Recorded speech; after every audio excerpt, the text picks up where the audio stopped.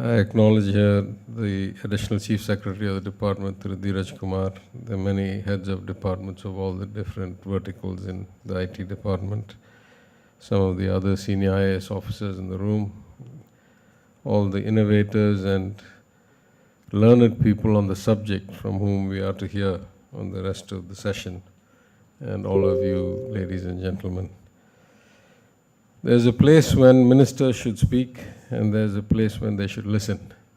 And something like innovation in deep tech and AI, there's not really that much for ministers to speak. So I'll try and keep my comments brief so we can get more time with the experts.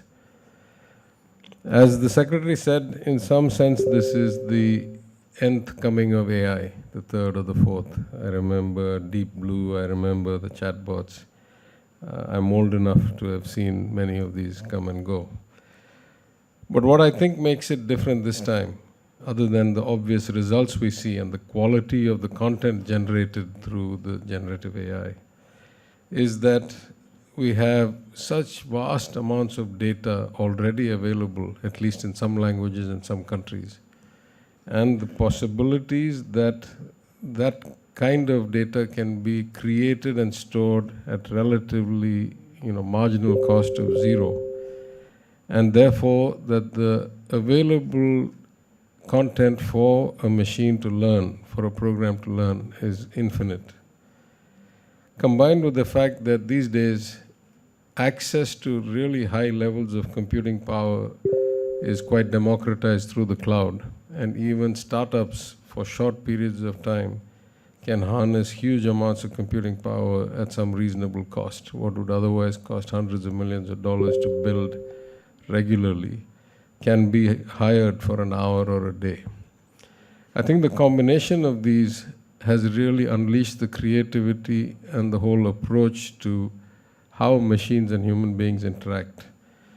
I say many times that my PhD dissertation back in 1990 or 91 was about understanding human cognition and helping to design computer interfaces with that understanding. That is to say, we want to try and make the machine more accessible to the person. And that was the extent of computing power at that time, the average person, the one that doesn't need to be a specialist.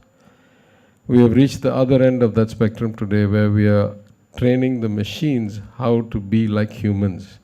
And we now have the capability of doing that. Obviously, that opens up a whole lot of possibilities.